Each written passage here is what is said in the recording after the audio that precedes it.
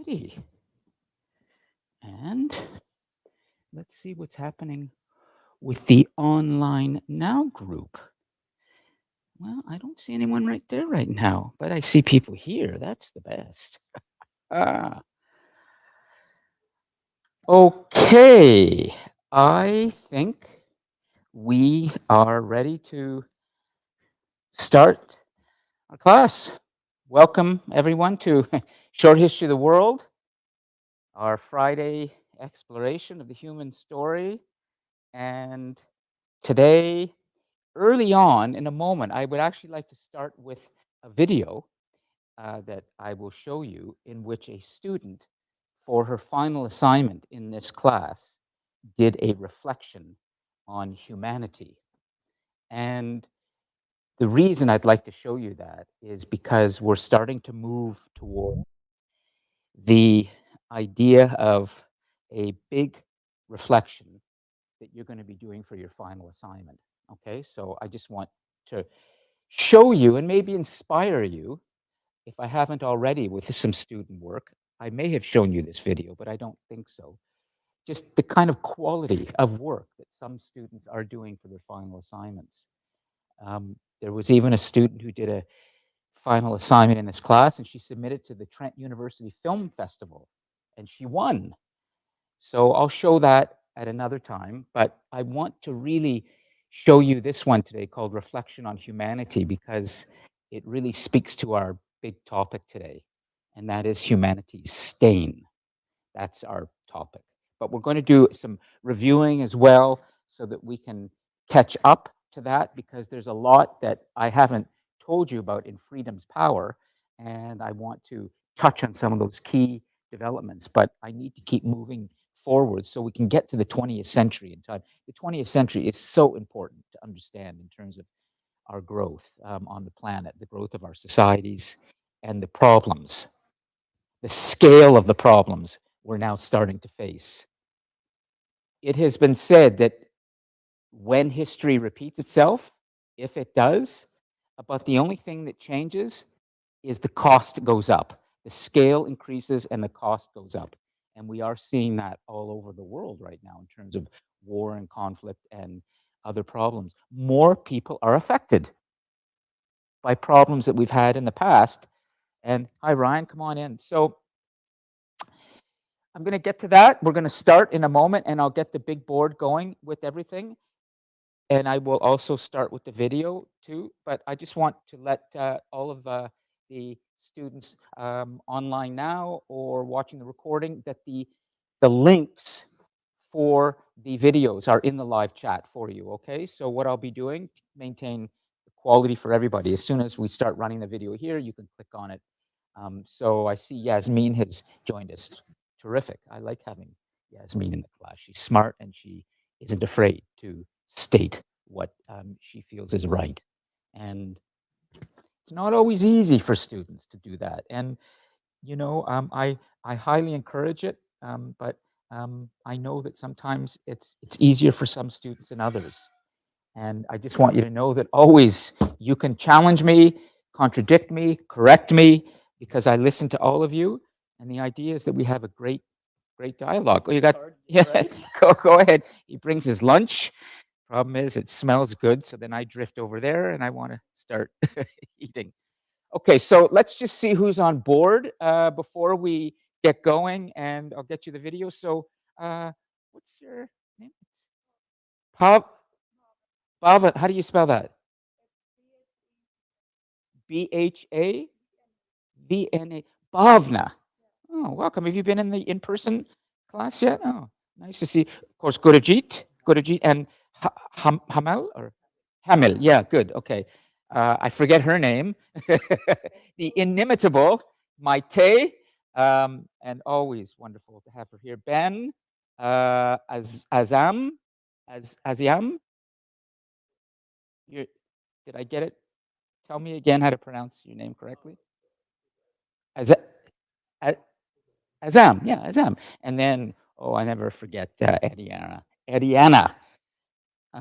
And we have also Yasmin. Hi, Yasmin. Can you hear everything? Can you just jump on your microphone and say hello to the class? Ooh, I may have not hit the right. Just a second. She may not be hearing. Okay, let me come back. Hi, Yasmin. Can you hear me? It's Lon. Yes, I can hear you. Great. Okay, good. So I just did not hit the right button. There's too many things to click on, and so good. So Yasmin is with us. We've got the group here, and we're ready to start flying. So I'm going to bring things now up onto the board, and we'll do it this way. I think I'm better at doing this now, and we'll do that, and we'll do that, right? Great. So I can bring everything up, and it's moving, and I even have a great book, a new book on the history of humanity, fascinating, called The New History of Humanity, The Dawn of Everything. I've been reading this and trying to get through it among many other books, but I want to read you something from this because it brings a fascinating perspective that is much more of an indigenous perspective on world history. So everything's here.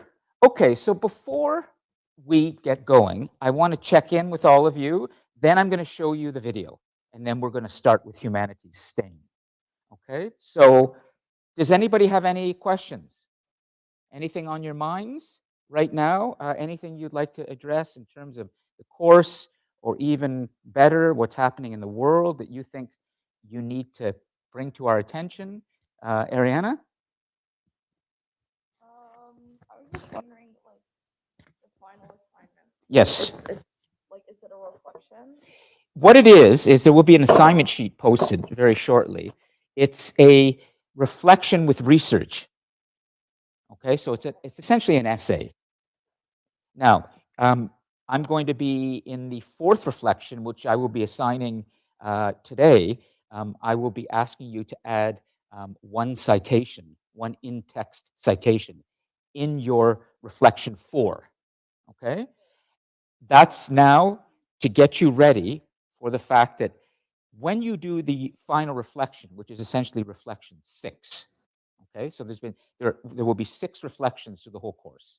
You've done 3 so far, if you're up on things. The third was just due, okay? So there are 5 of these shorter reflections that you're doing of 425 to 450 words. And in the first half of the semester, I didn't have you do any research for those. I just have you reflect on something that you think is important.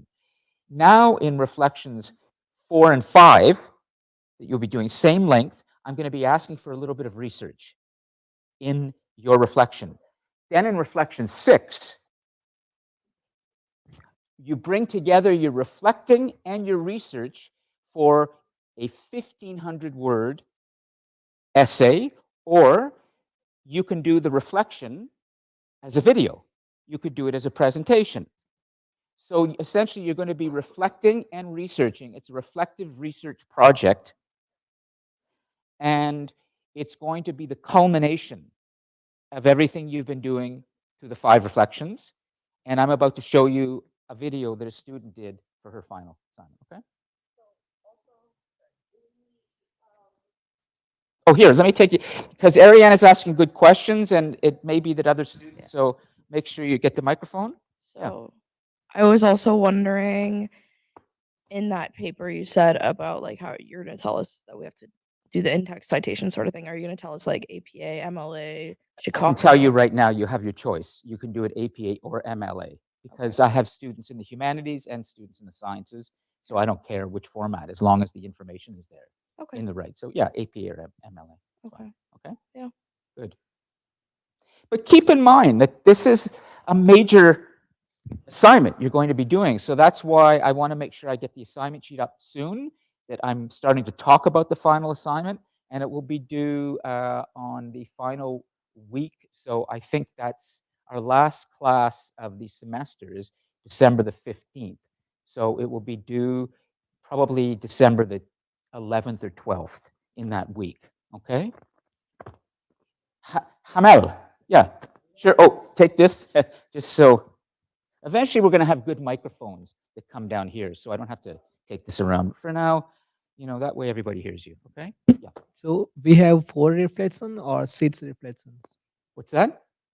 So we have 4 reflections or the 6 reflections. You have 6 reflections that you're doing.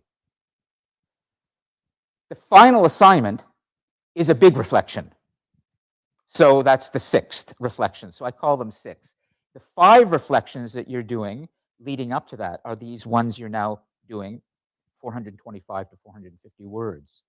But the 6th one, that's a big one with research, okay? But it's still the same idea. You're reflecting on something, but you're also going to be doing research, and it will require works cited in MLA or APA format. Okay? On the last lecture, you said that we have 4 reflections, one of 25%. Yes, I think. Is that my taste? I think, yeah. So now how many? You've done 3. Yeah. You should have done 3. The 4th is going to be assigned after today's class, and the 5th will be assigned in about 10 days after that. Okay. So instead of 4, we have to make 6 assignments, 6 reflections. Yeah, you could call them assignments if you want. I call them reflections. Yeah. And how much for each? How much grades for each? Well, you should know that because we've talked about that, but I'll repeat it, okay? Maite, do you want to explain? I can explain it. Nice. I've changed it slightly. Yeah. Okay. So let me answer. I'll answer for you. I've changed it slightly. Okay.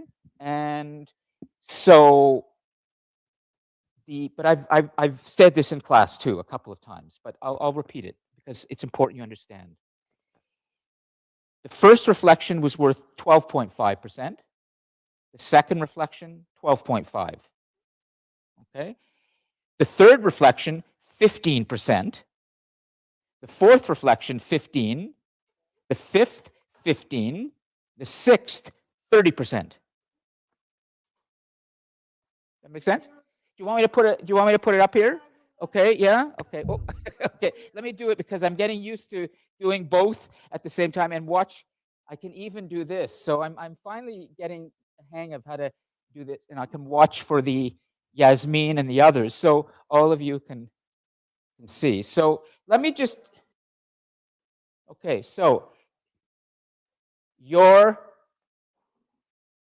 amazing grades, or we'll say your amazing grade, okay? So this is how it works, all right? So we've got 6 things we've been doing, 3, 4, 5, 6. Okay, there was reflection 1, reflection 2, reflection 3, reflection 4, reflection 5, reflection 6. Okay? Reflection 1 was worth 12.5%. Reflection 2 was 12.5%. Reflection 3 was 15%. And I increased the word count in that because the first one, it was 325 to 350 words, right? If you remember. And then the second one was the same, 325 to 350. Okay, and then the third reflection, which you just delivered, is 425 to 450. And then the fourth is the same. So I'll just do this, okay? The fifth is the same, okay? But the sixth is essentially your final, your big assignment of the semester. And that is worth 30%. And you will do it in a medium of your choice. Medium of choice. Okay, it could be a paper, an essay, and that could be 1,500 words. It could be a video of 4 to 5 minutes. It could be a presentation right here in this classroom of 8 to 10 minutes. And I think there's probably enough information. And I'm really happy because this is the first time in all the years I've been building this that I've been able to do that quickly in this and do it all the way I've been imagining it. I just come back, bring it over here, and everybody's good. Yeah. So there will be a good assignment sheet for the 6th one coming, okay, with a list of the marking scheme. It's out of 50, not out of 10. So that's a big one. If you don't have any more questions, I think now is the time I show you a final assignment that a student did, okay? And Hamal, you'll see a final assignment that a student did that I think is very good. So watch what I will do now. I'm going to come over here, bring the cursor back. I'll close this, bring the cursor over here. I have this teed up, and I think I'm ready to show this. Yasmin and the others online, you can go ahead and click in another tab on Reflection on Humanity. Here's what a student did for her final assignment.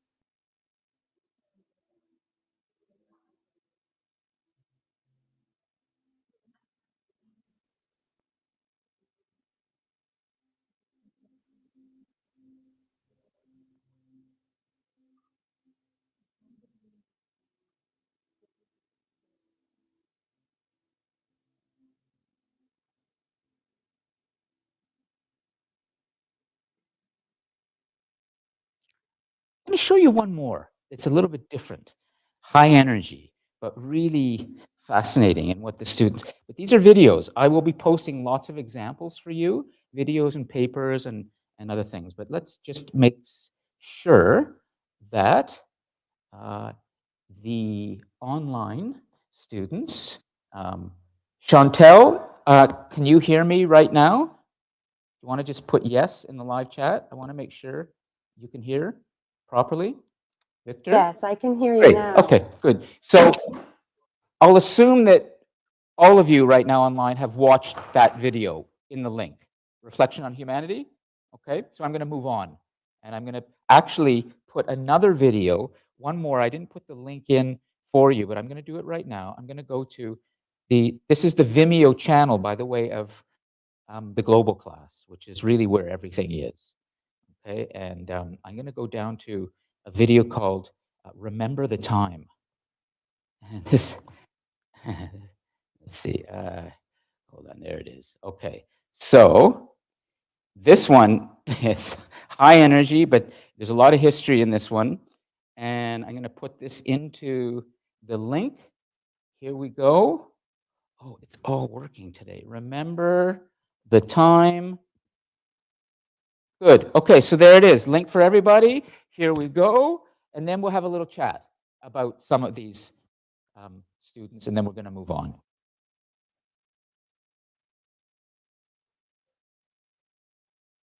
This is as loud as I can make it, unfortunately.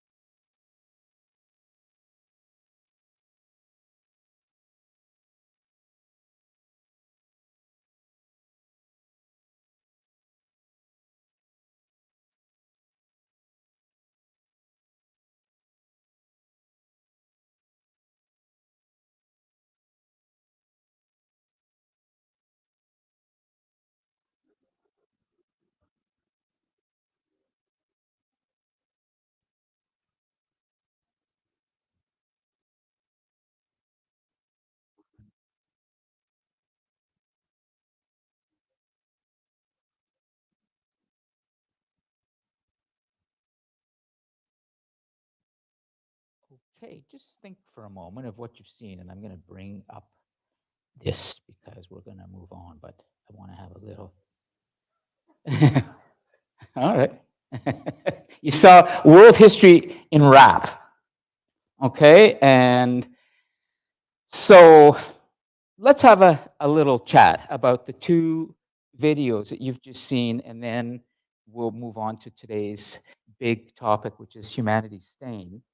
There is content that you saw in the second video that I haven't given you this semester because I've been trying to stick handle this idea of how I'm going to do this class properly. So I can provide you with any information that you may want or questions you may have. But I haven't been able to give you everything that I've wanted this semester, so I'm doing my best. But Ryan, go ahead. Oh, take and get Ryan's microphone. Okay, but I want you to see the sense of what students are doing, but I can post lots of examples of papers and Prezis and PowerPoints and all sorts of things for you, which I'll do. But I like it when students do videos because I think it's a contemporary language. I noticed how you mentioned the Library of Alexandria, and I don't know where was that something that was maybe supposed to be included? Yes, or- it was. Is it okay if we like talk about those? For sure, absolutely. So let's make a little, I'm going to make a little note of things that come up that you would like me to talk about, and then I'll talk about it with the map. I'm not going to actually do a presentation, but we can talk about Egypt and we can talk about Alexandria. Okay, so Library of Alexandria. Okay, Can we talk so about like other stuff like the Old Kingdom and stuff like that? that would be Egypt. Yeah. Okay, and then in the time when Egypt was flourishing around 3,000 to 4,000 years ago, there was a city, Alexandria, which was like the New York of today. And essentially what happened is that the Egyptians built this amazing library, but it was done largely just after Alexander from northern Greece. So I'll explain a little bit about Alexander. I didn't this semester largely because I had other things I had to do, but he's always a fascinating figure, okay? But many people know a lot about him already, but let me just explain. The Greek Empire that we've looked at through the figures like Socrates, Plato, and Aristotle was eventually conquered by Macedon. And just north of Greece, going back about 2,500 years, there was a king of Macedon named Philip. And it was a much more sort of simple, more of a militaristic nation.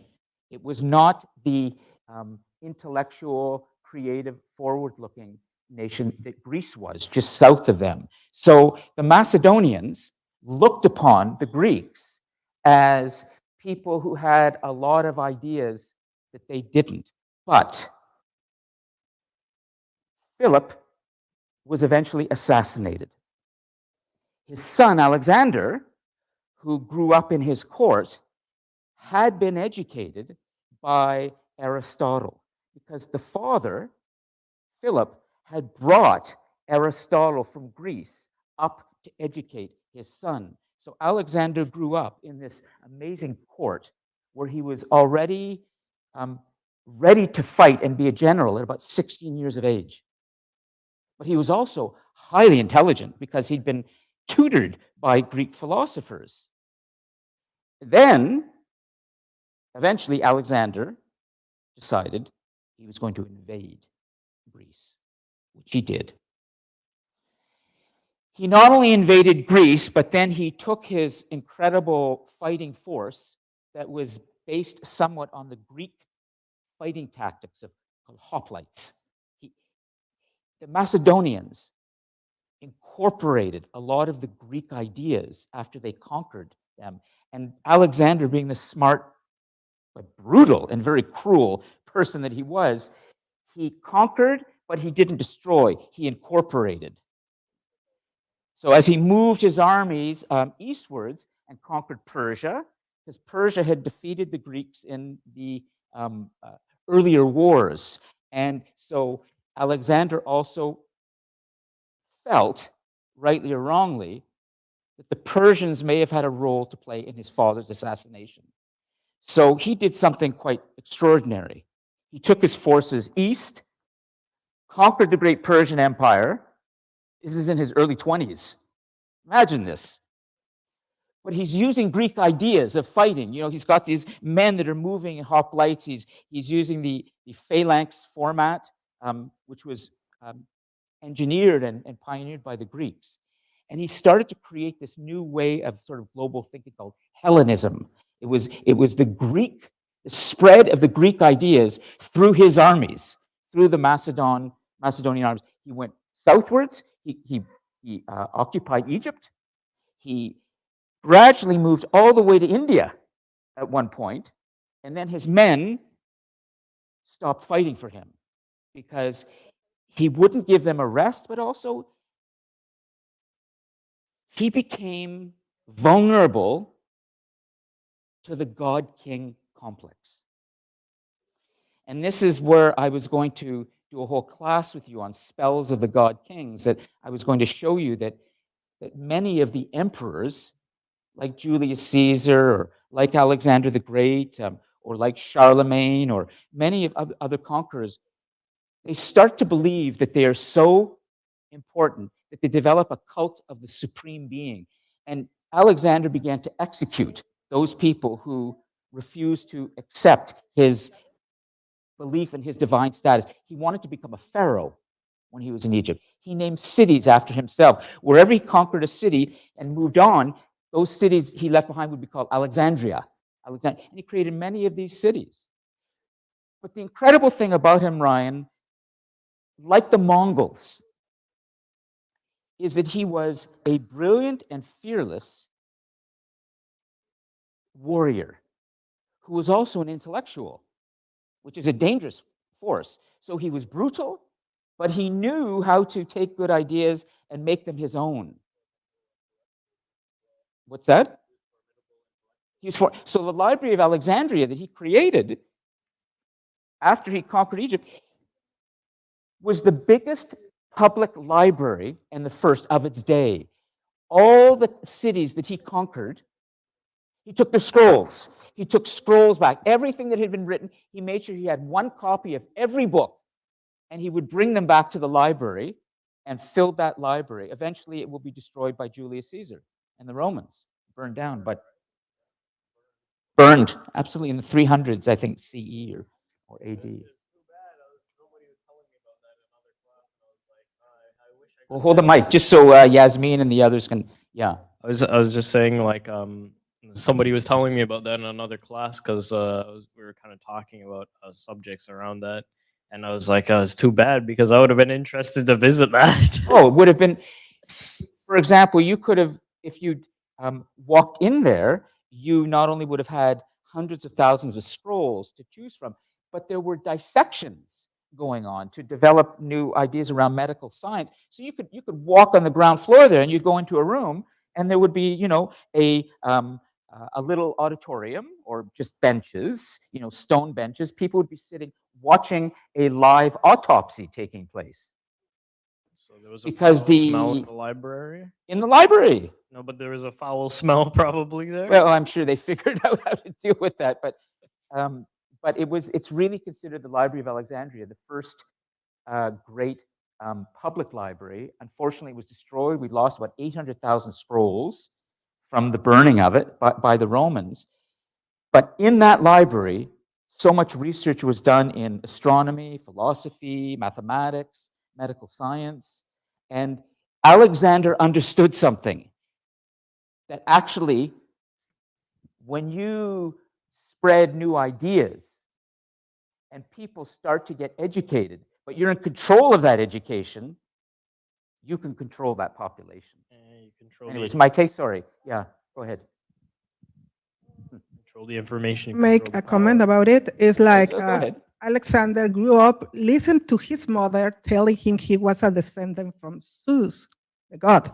So he kind of had, well, this God King, how do you say when Well, we might say God King complex, but God King, you know, complex, no, but not, identity. not complex Yeah. like that, but it was underneath. Okay, so of course he was educated by Aristotle. That's right. Aristotle comes from this idea. He's an Athenian. Aristotle was, yes. Yeah, he Athenian. was Athenian. No, I'm looking for the Alex- word. Aristocrat. Aristocrat. Yes, Yeah, he was an absolutely. Athenian Yeah, yeah. aristocrat. So he came and he teaches how to think, how to, well, the Greek way. So at that point, it was considered that the the person Yes. couldn't be more than any other citizen.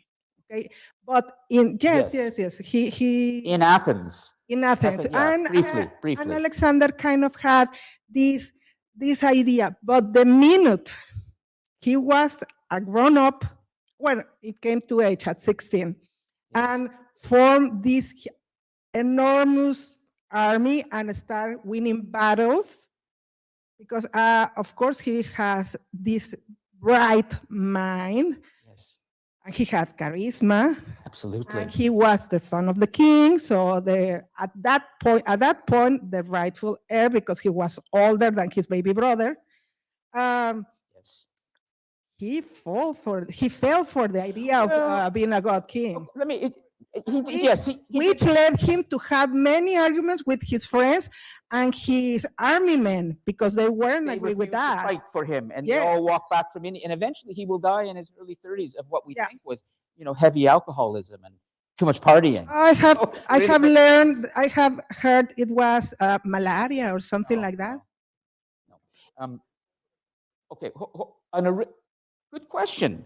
An aristocrat is somebody who comes from sort of the moneyed, wealthy, privileged part of society. Okay, the elites, we might call them, but they're born into wealth.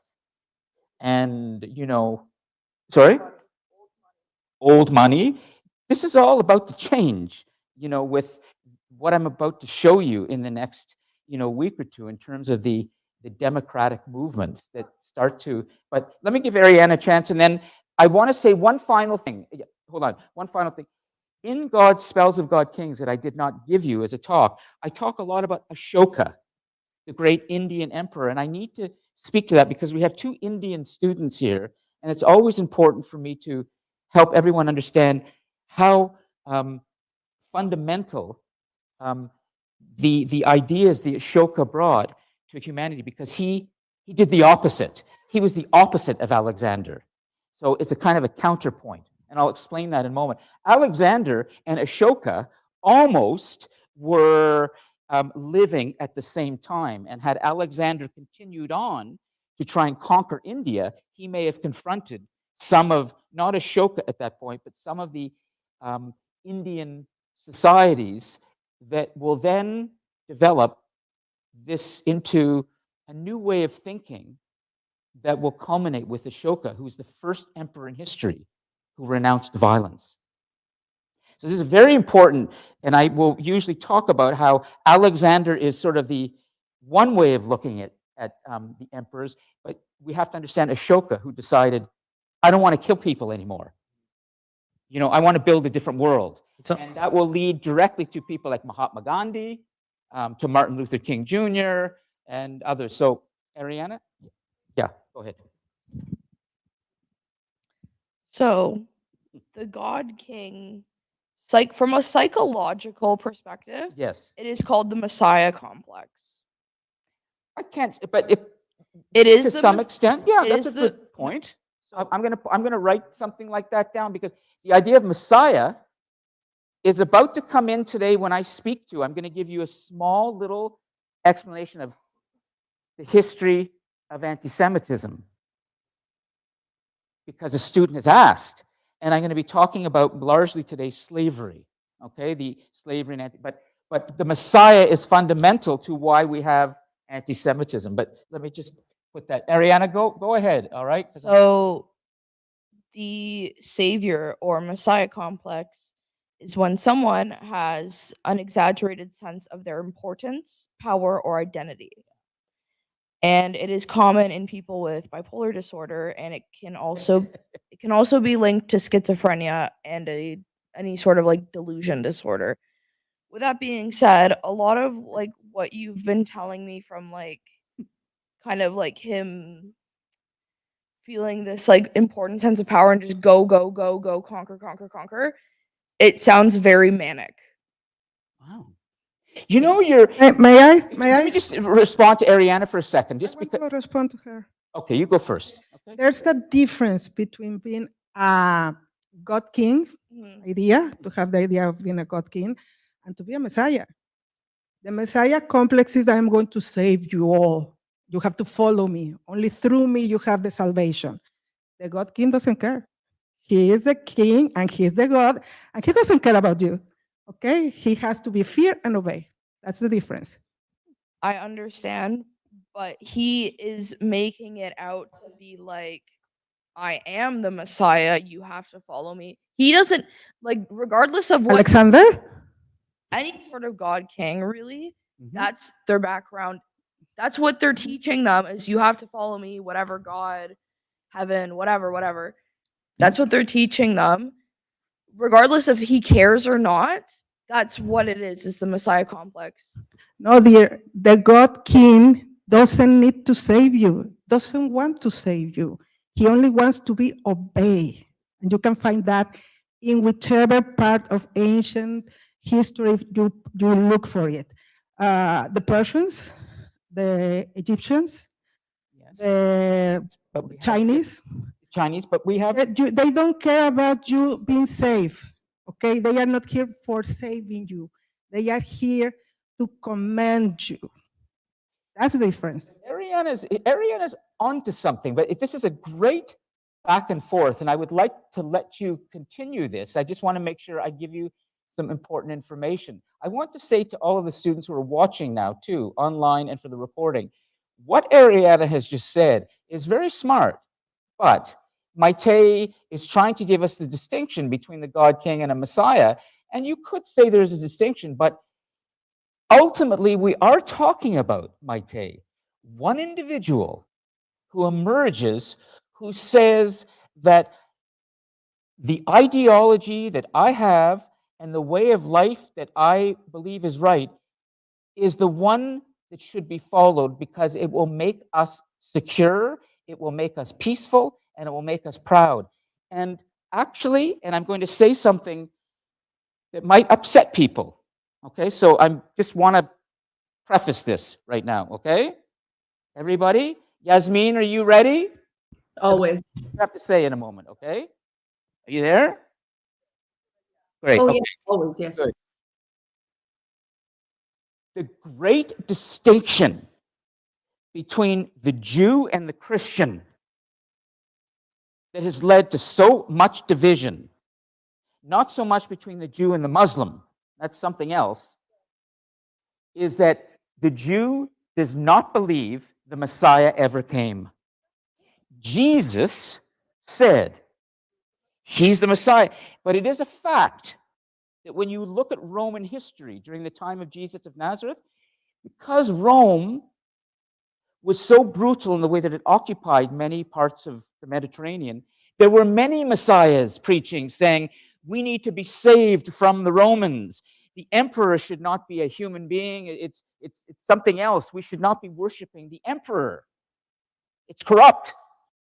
Well, that's what Jesus said. And then eventually, Christianity developed, but the division between the Christian and the Jew led to the Christian church, when it became powerful, saying the Jew is corrupt because the Jew will not believe in a Messiah. And this is the problem with the Jews. They will not follow us. They will not follow the idea of a Messiah. Now, of course, for Indians or Buddhists or Hindus or Zoroastrians, they probably are going, Messiah, this is ridiculous, a Sikh, because there's no Messiah in your face. So, it's great to have that. The Eastern world here. But the idea of a Messiah and her point is a very smart one, because we have to be very careful about what we say about a Messiah. Yeah. I've studied religion a little bit in that sense of like the differences, but majority of it is like the Abrahamic religions. Sure. So I was wondering, I have an idea of this, but I'm not sure if it's 100% true. When it comes to Judaism, you guys are like waiting for the Messiah. That's right. That's right. So We're waiting. r- We don't feel that he or it has come Right. yet. That's right. that's fair, but like I feel like that's an obvious distinction that we all know that like yes, Jesus was Jewish before, right? Before, but he was a rebel. He was a Jewish rebel who fought against the corrupt rabbis. You know, I'm never going to say that in my faith, you know, among the leaders and the rabbinical scholars that they're all, you know, virtuous human beings. There's all sorts of problems and trouble we've had in our own religion. Jesus confronted that. May I throw Yes. another log into the fire? Well, we have managed for 2,000 years in the Western hemisphere, guys. We're going to go east in a moment with Ethiopia, In the Western. because we need to The understand. idea of this Messiah complex, I give you that, Yep. that only came out with the Jews, okay? Not other people around before had that idea of the Messiah, okay? One I don't one know. point, one point. She might be right. Second- She might be right. Second, Yeah. I don't like, well, I do like to set fires, but I don't like to like killing everybody's heart. There's not any evidence, archaeological or historical, about the Jesus of the Bible, the Jesus of the goodness, the Jesus, Son of God, existed, remained. There are Roman philosophers and Roman references. None of them is contemporary of Jesus. The youngest one, sorry, the oldest one, that's Plinius the Young, was born 3 years after this Jesus was crucified. So he never knew him. Nobody knew him. This Jesus person, historical figure. The picture you see that, by the way, this blonde guy with the beard and his hair and his sweet look, that's Michelangelo's boyfriend. That's a Okay, complete, that's Thomas. that's a completely Okay. European. Eurocentrism. Yeah. Let me stop for a second and make sure for all the other students here. I want to make sure that we're including everybody else, okay? Because this is excellent, okay? I want you all to know, Ariana, but I want to make sure that I bring in the rest of the class and also move things along. So let me just stop for a second and ask if anybody has something they would like to say at this point. Online, Yasmin or Chantel or Victor, is there anything you would like to add to this about the idea that at the heart of the God King phenomenon, the problem is that we have men who begin to think that they are messiahs? Using 21st century psychology with sort of medical science that say we can even diagnose this. Well, actually, we do know about Alexander. He had immense energy and he didn't sleep much. Okay, he had a drinking problem. Maybe he was manic depressive. That's You know, I mean, be some we're, sort but of we're makeup for applying sure. what we know in 21st century of medical science, and we're clinicalizing something. Back then, they would never have talked with that kind of precision and given somebody medication. What they would have done is what I read to you last week about Julius Caesar. Julius Caesar had epilepsy. You heard it from me when I read you Plutarch, Roman historian. And Plutarch said Julius Caesar used warfare as a tonic for his health. I think we could raise a question in the 21st century if some of these men, not women, men, were somehow manic, were they fighting a lot of wars because that's where they felt they could get rid of all their energy? It's very simplistic, but war requires immense energy, and when you are sick in your head, you don't want to be thinking about yourself. War gives you a chance to get rid of all that violent tendency. It's just okay. Let's see. I just wanted to explain Yeah. mania really quick from someone who actually experiences mania. Okay, well, So, are you okay to talk about it? oh yeah, I don't care. Like Go ahead. when someone is manic, there is a heightened sense of like being on top of the world.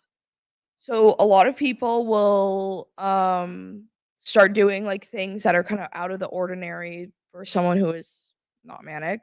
So like risky behaviors, a lot of partying, a lot of risky unprotected sex, for example. There's a lot of things like that which makes someone like that. That's what mania is basically in my Well, it's opinion. believed Alexander was Right. bisexual too, and he had lovers, men and women, and even loved his horse. And at one point, wanted to make his horse some sort of political figure. I mean, he was, yeah. His horse who fought with him in Wow. battle. Oh, his white horse. He was just in love with.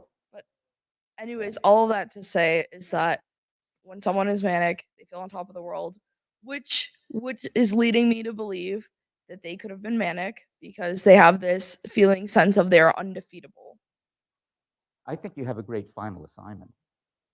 perhaps. Was Alexander the Great manic? Is that why he believed and fought the way he did, or is there something else? But what role does um, mental health play in our understanding of this great historical figure? It would be terrific. Also, Ryan wants to say something. Okay, Ryan, and then we're going to move on, because please think about Ashoka for a second, because I'd like you to tell us what you know, and then I'll help you. Okay? Go ahead.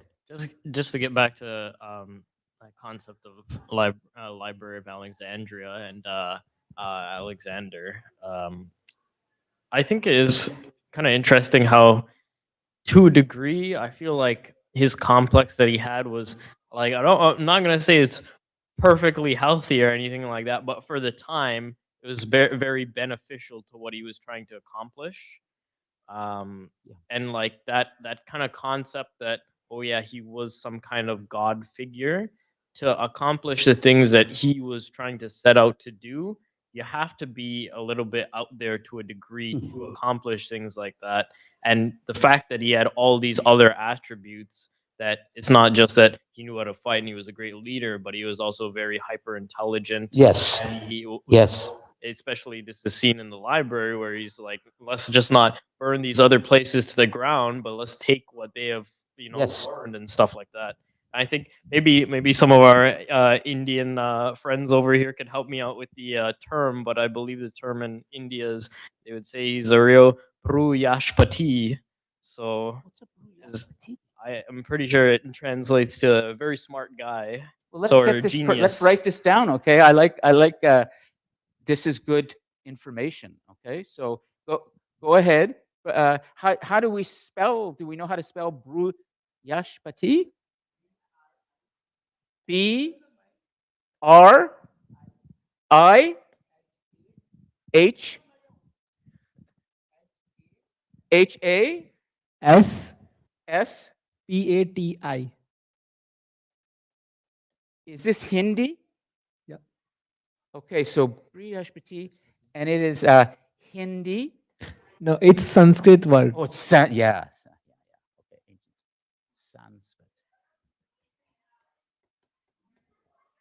Sanskrit. And it means, what does it mean? He is the Dev, like the god.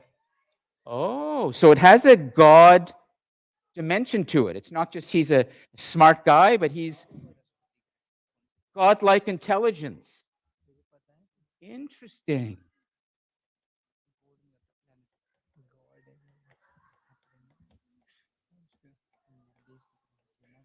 God, like, and how do you pronounce it, Hamel?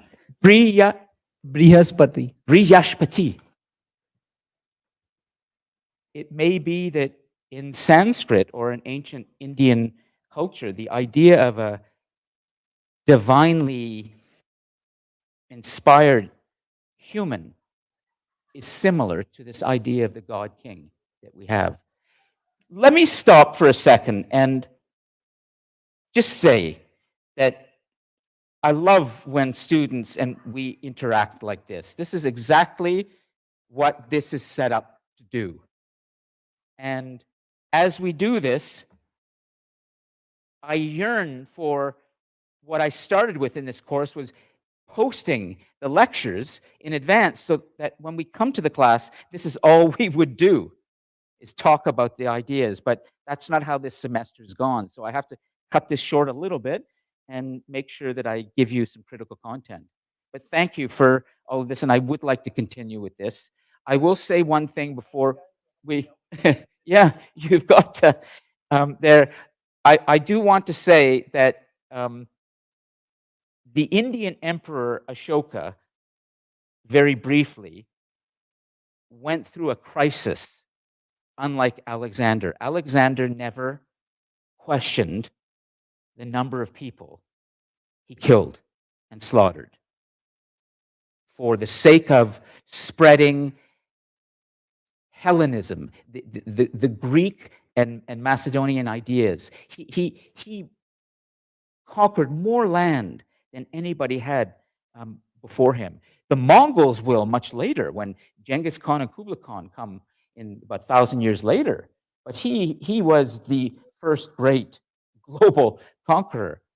Ashoka in India did something similar in uniting India and trying to advance their empire further. But then he had a crisis at, what's the famous battle with Ashoka? Kalingi, is it? Oh, there was a battle where he could not stand anymore the bloodshed. So when he went back, he officially announced that he would renounce violence. He adopted Buddhism. The idea of Buddhism, Prince Gautama had begun this new way of thinking, a peaceful way. He started to put pillars up around India with inscriptions about the importance of animals and education and Kalinga, the Battle of Kalinga, right? It's a famous battle where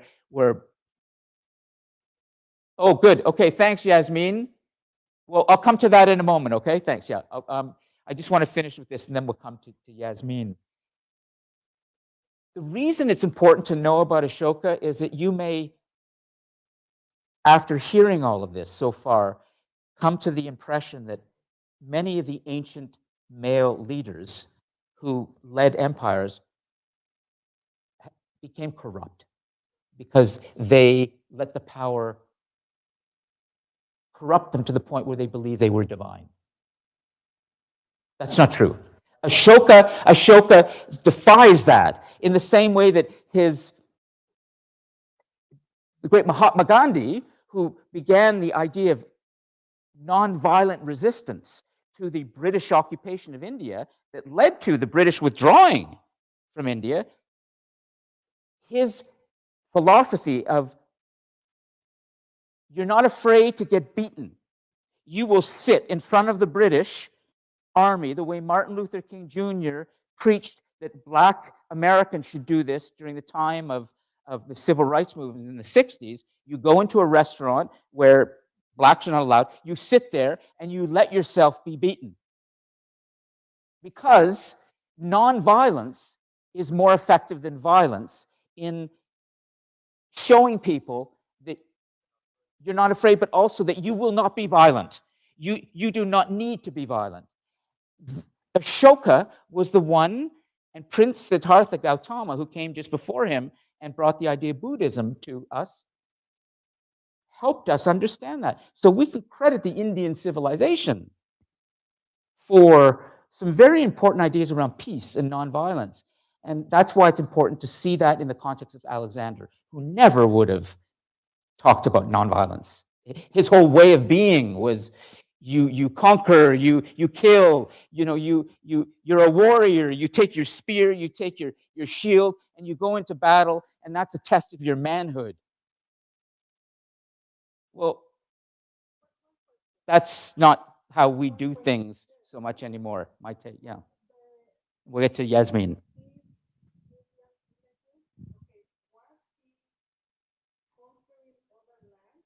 Before, and then he had the crisis. Kalinga, after the battle, yes, he was. I can tell you a little bit of what I know, and I can add to this, but yes, he was. But then he decided he did not want to do that anymore. Yeah, really, he changed. He evolved. It's remarkable, it's a remarkable story. And let me just make sure Yasmin has a chance. Yasmin, would you be able to read that out loud to us on your microphone? What you wrote? Sure. I wanted to mention it when we were actually on the topic of it. Yep. But the conversation gets pretty intense. So I just wanted to mention, like, speaking about God kings, they do have a lot of dogma. I don't know if I'm saying the word in a correct The sentence. word dogma. They express it a lot. And I think the way they get to this reign is by expressing their believed dogma to manipulate and create followers out of fear. And then to go back to what Ariana and Meitei were mentioning between God complex and Messiah complex, they're both psychological states from my understanding. Regardless of whether there was or wasn't, we can now identify it both as a psychological state where either one's ego is inflated extremely or one is actually in a state of delusion. So at the end of the day, they're the same thing. Ariana wants to answer this. Go ahead. So, yes, I just wanted to differentiate the differences between the two. Messiah complex is the more literal term for a particular delusional state of mind. Those suffering from it hold to the belief that they are destined to become an actual savior. A God complex, which I do believe there are some God kings that have dealt with this, but some do have the Messiah complex. God complex is a more psychological term for a form of massively overinflated ego that causes people to have an untrue or undue sense of their own superiority and justified privilege, which manifests as arrogance rather than lunacy. So there is a difference. Justified, what was it? You said justified? So which one for the God? Justified complex? privilege? Justified privilege? Is that? It's a term for a form of massively overinflated ego that causes people to have an untrue, undue sense of their own superiority and justified privilege, which manifests as arrogance rather than lunacy. I'm not going to challenge the source you're reading from right now. We'll just, for the sake of good conversation. Is this Wikipedia? No, Okay, where is this coming from? this is coming from like a forum. Well, okay, I better, hold on, let me Oh, just make I- sure our sources, because I'm putting this down on the board. I just want to make sure this is good information, but who's telling us this? I found it on Reddit. I'll find another source. for Okay, you. on Reddit? It's Okay, that's a start. Okay, let's make sure. But then Maite wants to add to this. Then we're going to move on. But Okay. great comment. just two comments, Yeah. two short comments. One is that this is an analysis made out with the eyes of a 21st Century. century mind, okay? Back in those days, you couldn't judge, you couldn't question, you couldn't defy, because you have already seen in the picture I Yeah, from share with you. King John. Here's what happens to you. will they do to you if you dare to Brutal. question their motives or their authority? Okay? right. So this is 21st century description, but it's a very good one. Okay, I'm glad you said now, that. It is a good. now that we have these, and we can see the difference between God King and Messiah complex, we have to be very careful about what's happening nowadays in this world when a politician comes explaining us or trying to selling us the idea that his ideas or his party, his political party, His political party, yeah, or his, yes, yeah, or is his- the right one, and his he's gonna ideology. do this and he's gonna do that and save us from this and save us from the enemy, and we have to bomb here and we have to go to war with them and we have to collect these taxes and we don't have to acknowledge rights for these people and these people and these people because they are different. So now that you know, you need to be careful. I would say vigilant, to add to that. Let me stop for a second, okay? Just because I want to start humanity's stain and get this idea of slavery into this discussion. I can just give you a definition. Okay, go ahead, yeah. Oh, right now? Sure, go ahead. Okay. Sure. So, as per Wikipedia, the Messiah complex is a mental state in which a person believes they are a prophet and will save or redeem people in a religious endeavor. This term can also refer to a state of mind in which an individual believes that they are responsible for saving or assisting others. And then, as per Wikipedia again, a God complex is an unshakable belief characterized by constantly inflated feelings of personal ability, privilege, or infallibility. The person is also, as per what Yasmin said, is also highly dogmatic in their views, meaning the person speaks of their personal opinions as though they were unquestionably correct. That's dogma. That's dogma. Let me Throw in one thing. okay, Ryan, go ahead, and then I'm going to put a new idea up here for you. I'd like you to think about this, and then we're going to start with slavery, okay? Because I want that idea to sink in. I think it Go was ahead. interesting what you were saying about Ashoka, because like there is a kind of, I don't know, like backbone of these emperors and these people who hold this high ranking of power that, like, to a degree, like, or generally, there's that belief that all absolute power corrupts absolutely. Yes. And then it's almost interesting though, because like as you see, like Ashoka, how you just mentioned, I feel like this is a very important concept that you can get to that level of or height of your power where you're like, okay, I'm on top of the world, I could do anything. Yes. But then dissolving your ego after that to kind of reconstruct yourself or redefine yourself as a human being, almost like a rebirth arc, That's So- nicely put. In fact, wouldn't it be wonderful if in that reconstruction you decide that the power that you have makes you even more responsible to the people that you are with? So, which is a variation on the cliche, that great power means great responsibility.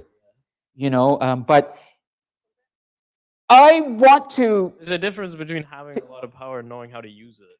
So yes, but I think that I'm going to just stop this by adding a little punctuation mark to say that I think Ariana is onto something, but I don't think that it's the beginning of a conversation. But I highly encourage you to take this up for your final assignment. This question about the role of our understanding of mental health and mania, and how we can apply that to understanding dictators in history. It would be very good. Knowing that, as I've told you, Plutarch, one of the great Roman historians, has told us that Julius Caesar was epileptic. It was a belief, and that he may have used warfare as a tonic for his mental health. He said that. I read you that. So just think about this idea, Ariana, of how we can maybe have a better understanding of these so-called great men in history if we apply it through the lens of mental health. And what we know today, maybe a lot of them were nuts.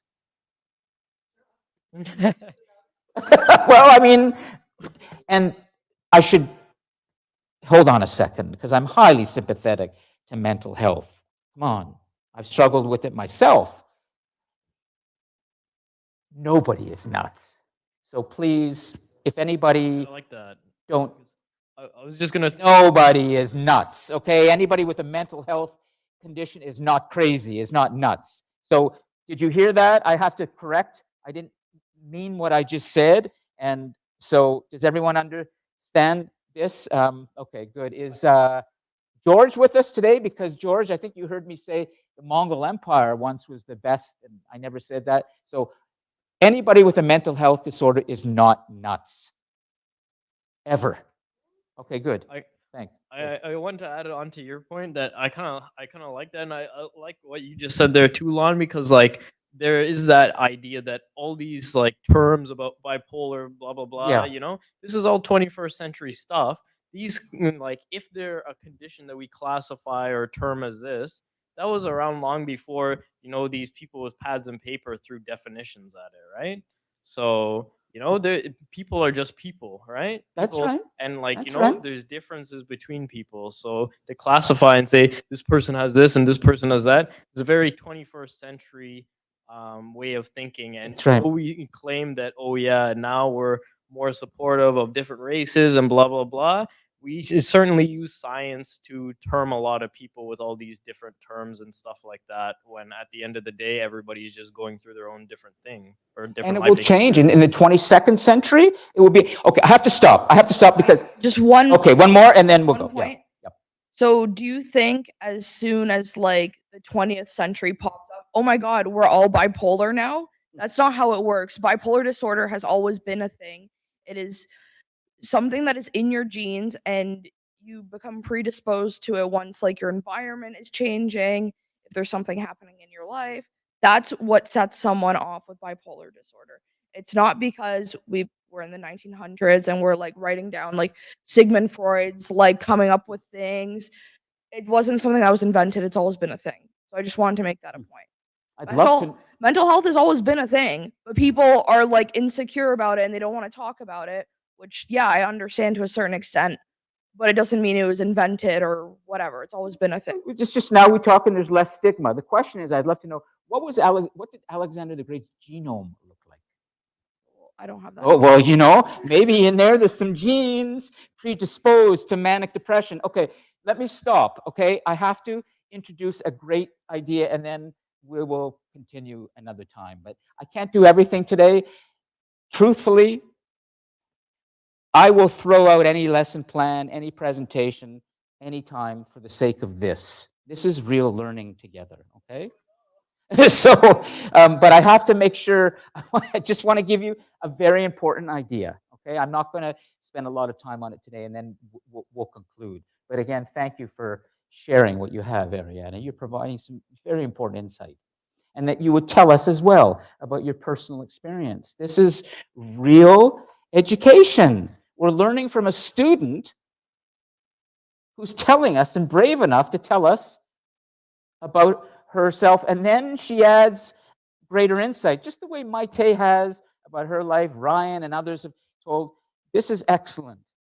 This is going to make you guys so much smarter and ready for the world today. But I'd like to tell you about a crazy, crazy idea in our human story.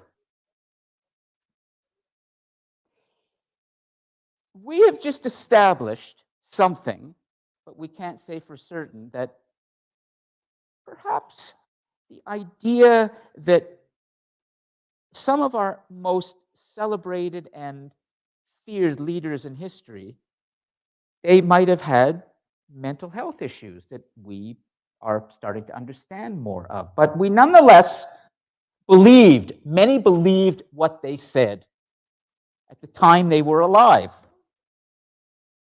I'm going to tell you about an idea that we believed was real, and no amount of mental health diagnosis is going to help us with this one. First, I need to preface this by saying that slavery is humanity's stain. And that slavery, the idea that one culture, one group of humans, one peoples, can be used by another because they are somehow less, somehow inferior, somehow unable to become civilized, has been with us for a long, long time. And even though after the conquest, when we saw democratic revolutions beginning to take place, first in the United States, where we saw in essentially the late 17, well, I'll go back a bit to King Charles in 1648 in England, who was confronted by the people of England who, through their protests and through a figure named Oliver Cromwell, who led a revolution, they deposed the king in the same way that Maite was showing us with the clip from Ironclad 400 years earlier with the Magna Carta, where the English barons challenged the king. Now we have 400 years later in 1648, the people don't just challenge the king, they cut his head off. And they replace the king with a government that is in some ways more respectful of human dignity. In some ways. This idea that the god kings could be challenged through a new idea of human rights began to spread across the Atlantic Ocean from England to the United States, which will become the United States. The British colonies, the 13 British colonies, will come together and will confront their British rulers, and they will create a constitution. Well, they will create a Declaration of Independence that will lead to the War of Independence against the British, that will lead to eventually the new American Constitution with an amendment in it that will end slavery. We will see this idea spread back to South America, and we will see in countries like Venezuela, Colombia, Peru, and elsewhere through a figure, a kind of a messiah, Simon Bolivar, the so-called liberator of the South America, Venezuelan. But we will see the Spanish colonies that have been colonized by Spain after the conquest. They will confront their rulers, and they will bring these early democracies or early human rights. They will confront this terrible, corrupt system. But, here's the big but. In spite of all of this that was taking place through the 1500s, 1600s, and 1700s, when we're starting to see with the books that are being published, with the printing press now that has been created, these revolutions that are taking place, that are beginning to overthrow these systems, slavery still existed.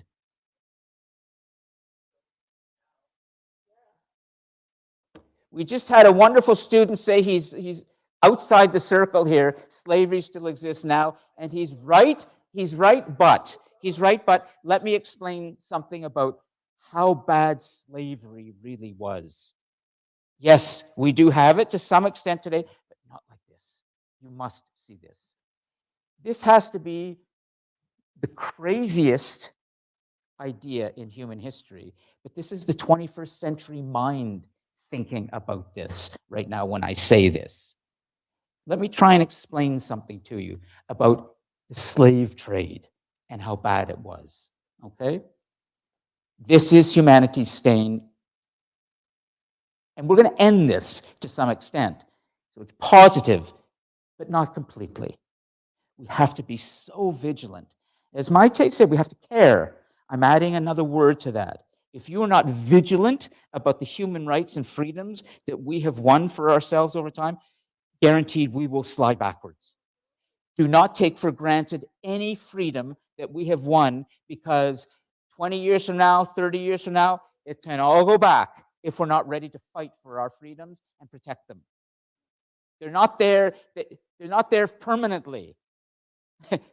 Freedoms are not trees that nature just made. It's what humans created, and we have to fight. So,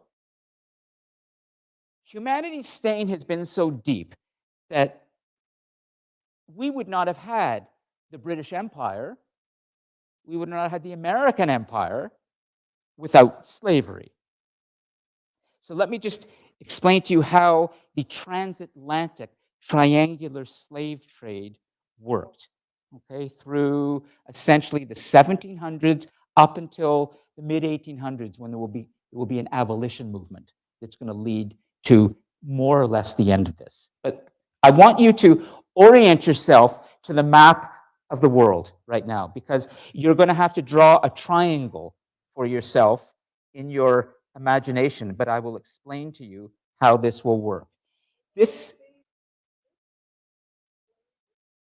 I'm going to show you the slave tag in a moment, but not L'Amistad. Yes, yes. I haven't, but I know of the movie. Yes, L'Amistad. Yes. Okay. You're looking at a picture of 4 African men during the transatlantic slave trade who are carrying an elephant tusk. They would have worked very, very hard to bring that elephant tusk to the slave traders who wanted that ivory. Now, the British, after the conquest, they established the largest and most efficient navy ships in the world.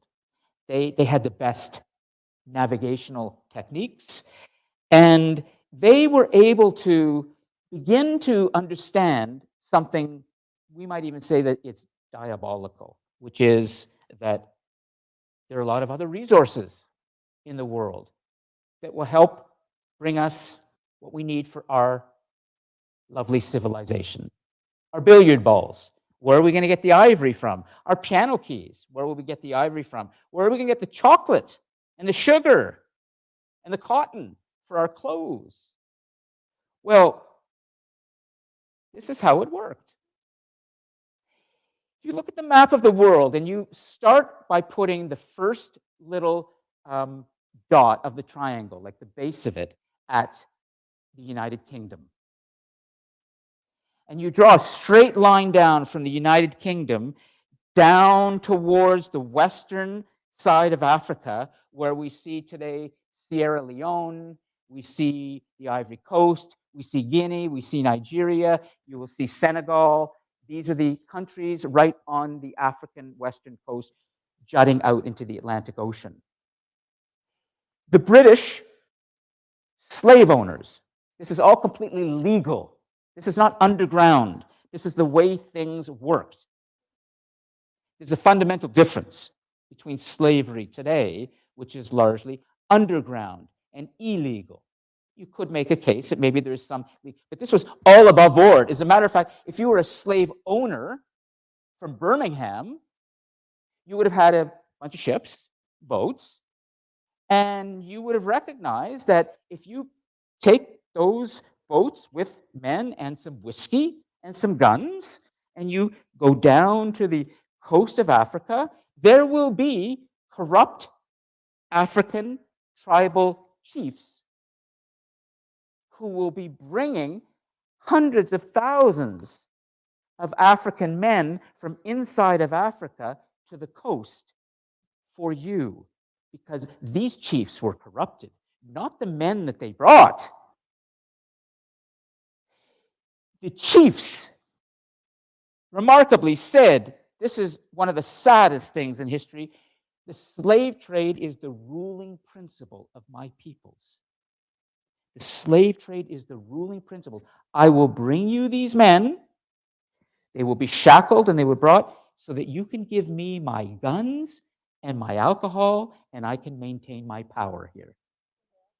So on the coast of Africa, so you've got that straight line going from England, the ships coming down. At that coast, there were castles. You can still see them today. These were big structures where soon millions of African men would be brought, waiting to be put onto these ships. And you're looking at the diagram right now of one of them.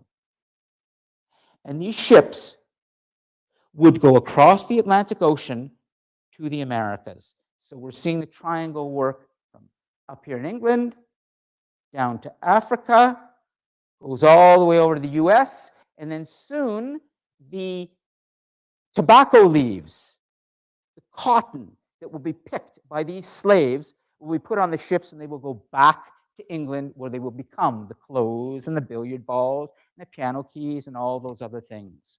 So you see this triangular transatlantic slave trade. You're starting to see the triangle and how it worked. Well, as I said, and I'm lecturing off my feet now, which is what I love to do based on what you've told me. That's my style, if I can do it properly. No amount of mental health analysis is going to help us with this. This is something deeper. This goes into the very system that humans have created over history of how to rule themselves. This is going to be changed. These pictures come from one of the museums in Nova Scotia. Nova Scotia was a place where some of these ships actually came.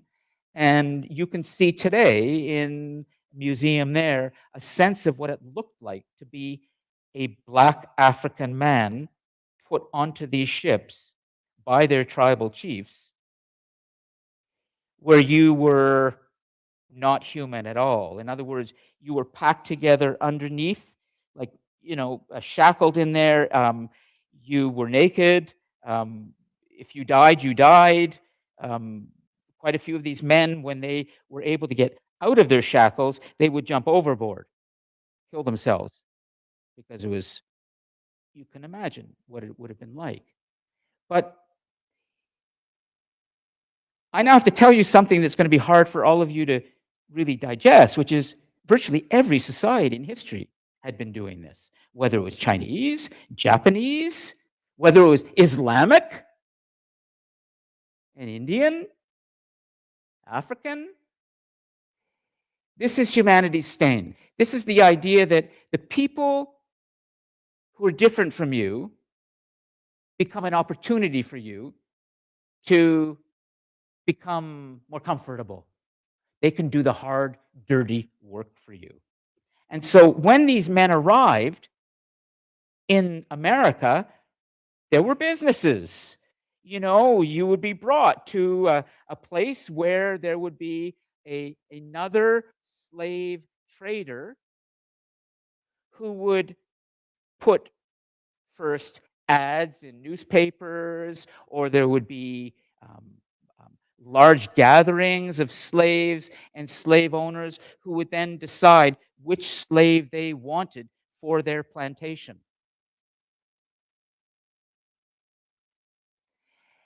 And eventually, this became the way.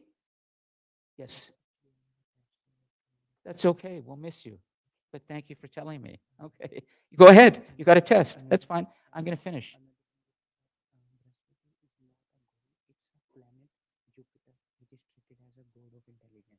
Okay. Well, bring that to next week so I can make sure I can correct, okay?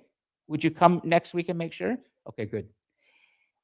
I can't remember everything you just told me, so I want to. In the southern part of the United States, there were large plantations where many of these men were working the sugarcane fields, tobacco, for cotton, and even in Africa itself, not in the United States too, but in Africa, the rubber that came from rubber trees in the Congo were brought out of there and used by the so-called civilized nations to create the things that they felt that they needed. How would this ever end? This had been going on for centuries, all the way back really to the beginning of early human societies. How would we ever end this institution of slavery? I'd like to show you a little video that captures how degrading and humiliating this would have been for any of us to be part of this. Ryan?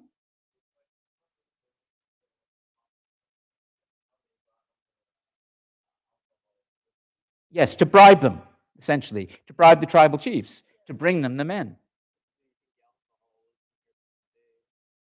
How do I, well, what was the alcohol like? Probably a lot stronger. Yeah, yeah. I can't answer that, but it certainly would be, yeah, but I can't answer that completely, but let me just stop for a second and make sure I'm, yeah, on top of, oh, sorry, Brian, okay. Let me just run this video and then we're going to conclude, okay? And I'll come back next week and finish up. This is a slave tag, and it was discovered by a young researcher who put this online. This is an indication of what it was like when you were a slave then. You had to wear this tag. And it's like a dog tag. But let me just show you what this tag was like. For those of you who are online right now, just click on slave tag in the live chat.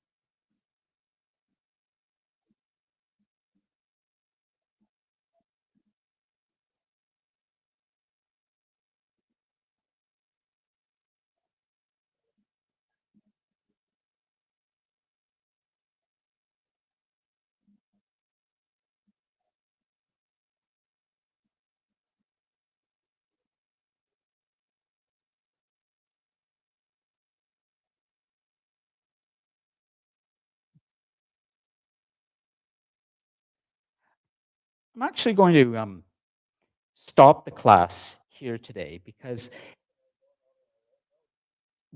well, okay.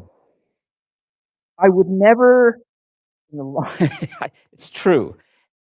I will tell you how we begin to break this next week, but why don't I touch on that right now? I'm going to show you one figure that you may not know, and then I'm going to stop. This person is remarkable, but he also had his flaws.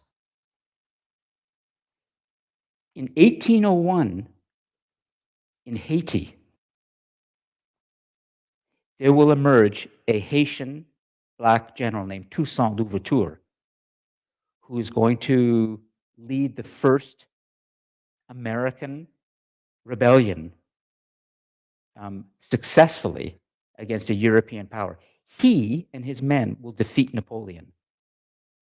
And it's because of what he did in Haiti and how he did it that will begin the abolition movement that will lead to eventually, Ryan, through the 1800s and the American Civil War, which had a lot to do with slavery. It was when the American South, the slave part, fought against the American North, which wanted to unify the United States into North and South and remove slavery as an institution.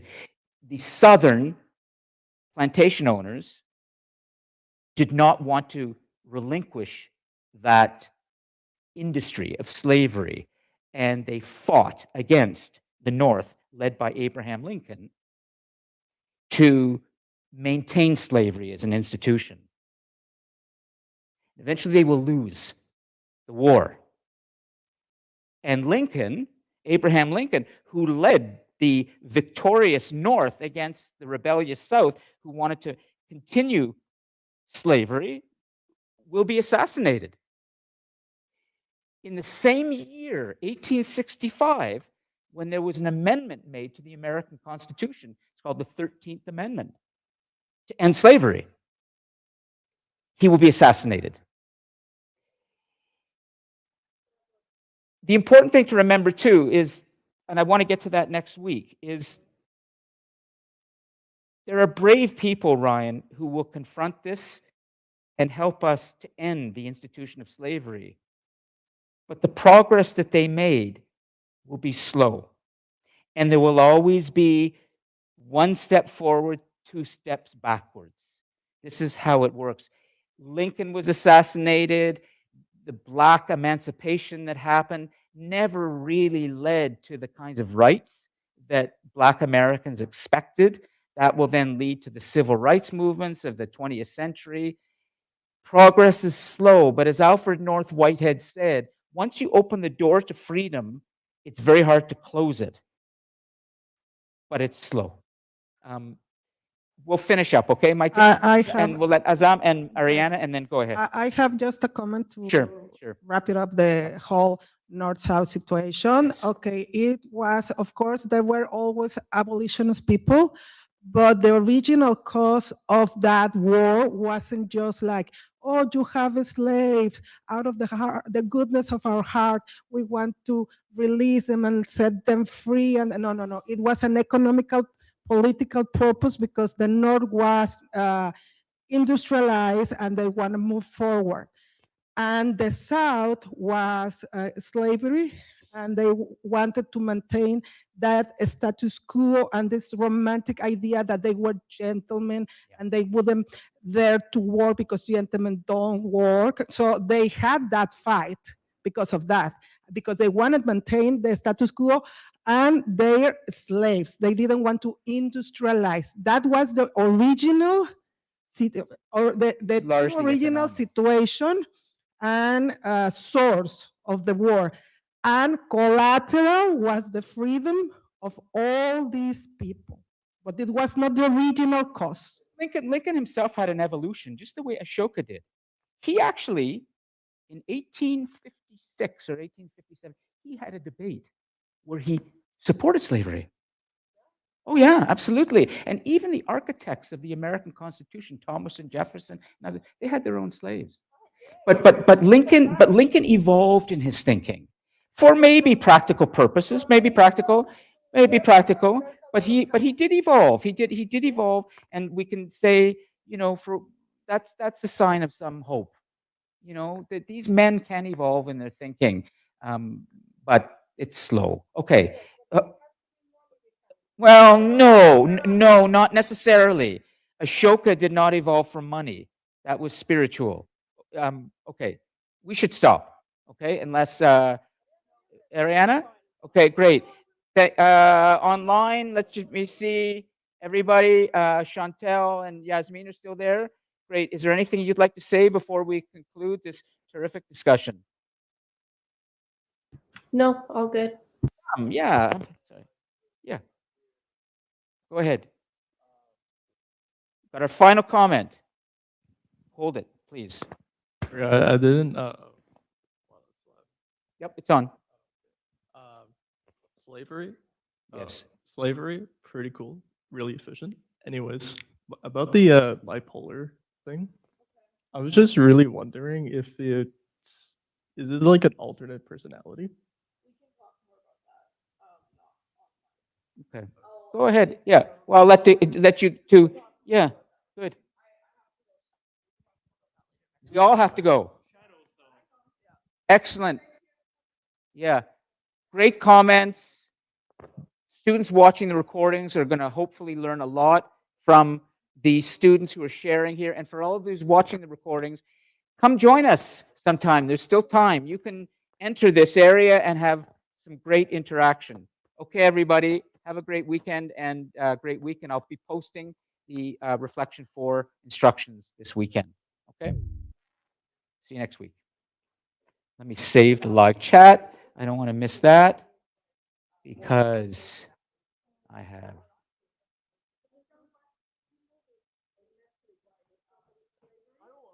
Amistad, yeah. Is it Morgan Freeman? Is that Morgan Freeman? The American? Yeah, Morgan Freeman. Yeah.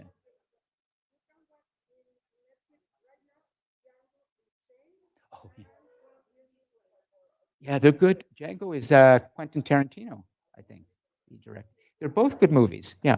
Okay, let me just stop. I just need to save the live chat because that's an important resource. Export as a PDF, and that will pop up there. I have to end the live stream. And to do that, I come over here and do